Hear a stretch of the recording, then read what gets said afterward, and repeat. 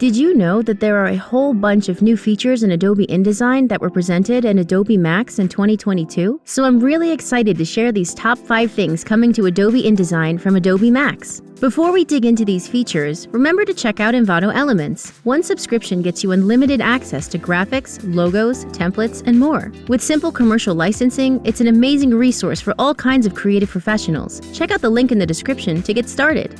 Also, if you love design tutorials, insights, and all kinds of design topics, remember to subscribe to our YouTube channel. Now, let's take a look at Adobe InDesign and these new, noteworthy features. Number 1. Easily copy and paste between Illustrator and InDesign. If you're anything like me, you're usually using more than one of the members of Adobe Creative Cloud at once. So I was really excited to hear about this feature. Check it out. I've got this content here in Adobe Illustrator. I don't have to export or worry about formatting anymore. I can just copy my content, head over to InDesign, and paste. Isn't that awesome? I love features that make my process a little more simple. Likewise, we can go the other way around too. So let's say I want to paste this copy from InDesign over into Illustrator.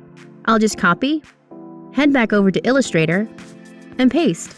Simple, right? Number 2. Auto styling. I was really curious about this feature when I heard about it. Let's check it out together. We'll go to Window, Styles, Style Packs to give auto styling a shot. Now to apply these styles, it's recommended that you have at least 1,000 characters to properly give it a spin. I've already got some basic lorem ipsum here to test it out. I've also got my Paragraph Styles panel here open so I can further style my work. First, I'll select my text box here. Then I'll choose a style pack. After that applies, check out the paragraph panel. I'll select some of the text here at the top and define that as a heading. Let's do the same with this other sample text and make it a subheading. Check it out, it matches the style pack. Even cooler, I can just select another style pack and wow, just like that, a whole new aesthetic. This is so exciting because you can make your own style packs too. How awesome is that? I could really see myself using this regularly. Number 3. New graphic format support. Now you can use even more file formats in Adobe InDesign, and that's handy. We can now use HEIC, HEIF, WebP, and JP2K files or JPG 2000, all right in InDesign. That's in their native formats too, so nice and convenient, and you also don't have to worry about fidelity here either. No loss or anything weird like that. Really happy to see these kinds of updates. Number 4. Easily preview InDesign documents. Okay, so if you're anything like me, you have a lot of InDesign documents on your computer. And when you're looking for one in particular, sometimes it's a bit of a pain going through all of your INDD files, especially if you save more than one version. So in InDesign, we generally get a preview here when we first open the software.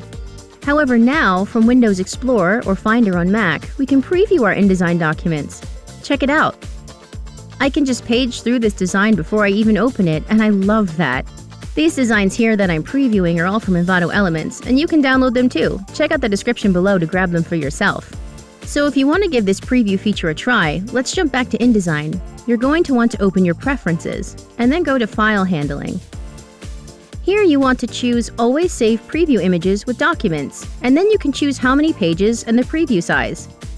I love this quality of life addition, and I think it'll make navigating my work a lot easier.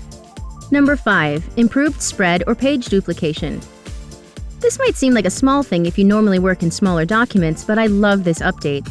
If I'm working on a large process book or a magazine design, I might have a lot of pages, even hundreds. So now if I need to duplicate a spread, check it out. I can select the spreads I'd like to duplicate, then right-click on PC or Control-click on Mac, and now I can choose between 2 options. I have a new choice. I can duplicate, which will put my copy right after my selection, or I can duplicate to the end of my document. I love this, and I feel like it'll make duplicating spreads so much easier, especially with a large number of pages. So which of the new features added to Adobe InDesign were your favorites?